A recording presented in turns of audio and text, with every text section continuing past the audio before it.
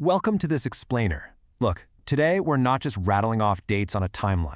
We are stepping right into the middle of a violently fracturing world. We're going to completely dissect one of the most unpredictable, monumental events in human history, the First Crusade. And we're going to reconstruct this from the ground up.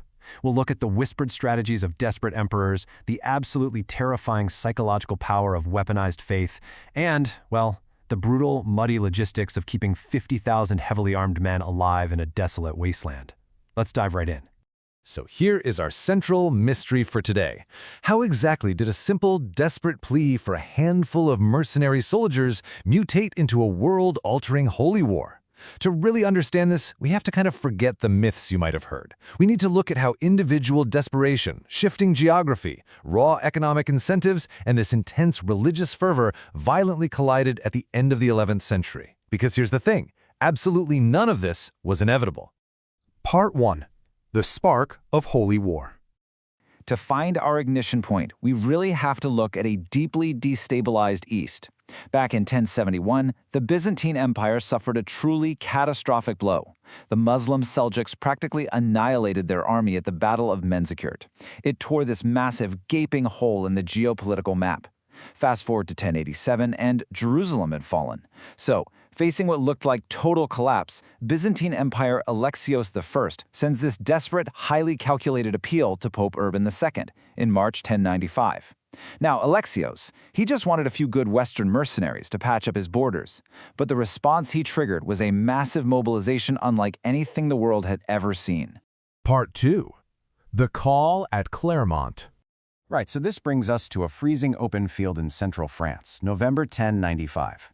The crowds that day were so massive they literally couldn't fit inside the cathedral. Pope Urban II takes the emperor's rather standard plea for mercenaries and he masterfully weaponizes it. He describes a devastated East, and he urges the highly violent, constantly warring nobility of Europe to redirect their swords outward toward a quote-unquote righteous cause. He essentially framed the whole thing as an armed pilgrimage, and the psychological impact? It was explosive. The crowd just roared back, Deus vult, God wills it. But you have to ask, how did Urban actually achieve this impossible mobilization? Well, he introduced what you might call a radical, unprecedented piece of theological technology. The indulgence. You see, for a deeply pious, highly guilt-ridden medieval society, this was the ultimate psychological ignition switch. Urban promised that any crusader who went east would receive full remission of their sins. Think about that for a second. Suddenly, warfare wasn't a sin, it was the ultimate act of penance. These knights weren't just fighting for land anymore. They genuinely believed they were fighting for their eternal soul. Now, Pope Urban had very carefully targeted the elite nobility, right? And he set an official departure date for the summer of 1096, giving them plenty of time to prepare. But an idea this powerful, it can't be easily contained. The message spread like wildfire all the way down the social ladder, leading to this gritty, entirely uncontrollable reality on the ground that absolutely no one at Clermont had anticipated. Part 3. The People's Crusade. What Pope Urban completely failed to anticipate was this disastrous avalanche of people. Instead of highly trained knights leaving in the summer, the commoners mobilized months ahead of schedule. Driven by just raw zeal and charismatic preachers, like this guy, Peter the Hermit, a staggering wave of up to 100,000 men, women, and children began marching east in April 1096. I mean, just imagine the sheer madness of this. No centralized funding, zero military training, absolutely no supply lines. It wasn't an army. It was a desperate, uncontrollable mass migration. Part 4. The Rhineland Massacres. Let's look at the immediate, terrifying consequences of this mass fanaticism breaking loose across Europe. Because as these untrained mobs moved through the continent, their fervor violently mutated.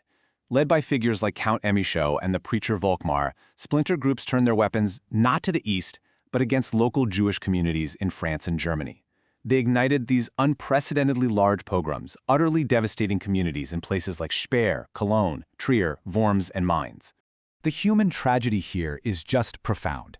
The historical sources detail how these Jewish communities were forced into agonizing, visceral choices: forced conversion to Christianity, outright annihilation at the hands of the mob, or, in many truly tragic instances documented in the primary texts, choosing suicide to evade murder or forced baptism.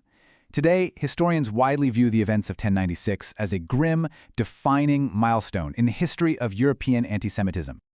Meanwhile, the main body of the People's Crusade pushed blindly onward into Anatolia. But as you might guess, raw religious fervor is absolutely no match for professional military strategy. In October 1096, at the Battle of Civitote, they walked directly into a Turkish ambush. 17,000 peasant crusaders were slaughtered in a single day. And just like that, the People's Crusade was annihilated almost as quickly as it had begun. Part 5. The Logistics of Holy War. So, with the tragic collapse of the peasant mob, the brutal reality of actual war sets in. The Prince's Crusade was the official, heavily armed expedition that the Pope had actually intended all along, and the contrast here is pretty stark. This force was composed of elite nobility with serious strategic ambitions and seasoned commanders. But, as we know, faith alone doesn't move armies. Let's dig into the overwhelming physical and economic realities required just to keep these men breathing. Look at the sheer, terrifying math of survival for a second. 50,000. That is the amount of milled wheat in kilograms, that's 50 metric tons, required every single day just to keep this army alive. And frankly, that is a bare minimalist estimate. This wasn't just a holy war, it was a daily, desperate economic struggle for survival. Moving a force this size was a grueling logistical nightmare. When the local Byzantine markets inevitably dried up and the terrain turned incredibly desolate, they had to resort to brutal foraging. Just transporting that daily mountain of wheat required 100 heavy wooden carts, constantly churning through the mud and dust. Furthermore, they fielded about 5,000 heavy cavalry. Every single knight had to manage his own microeconomy of horses. You had your warhorse, known as a destrier, a fast courser, and a smaller rouncy just for baggage. The intersection of this grand divine mission and the desperate, gritty struggle for calories in Anatolia is absolutely staggering when you really think about it. Part 6. Legacy of the Crusades. Despite starvation and just overwhelming odds, this massive war machine actually survived, eventually capturing Jerusalem in 1099.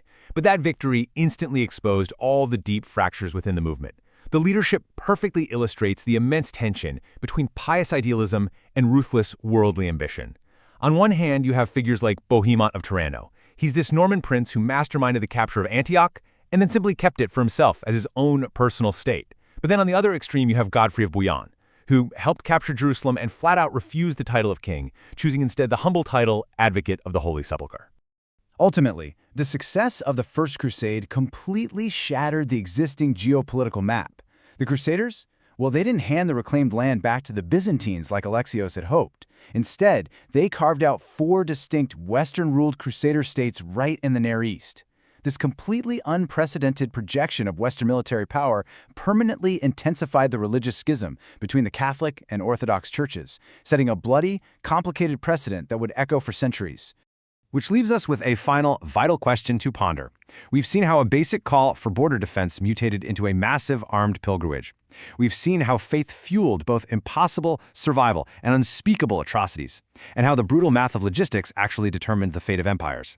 The legacy of 1095 is immense, it's totally contradictory, and it's deeply uncomfortable. But what we absolutely must take away from this is that history is never simple, and it is never, ever inevitable.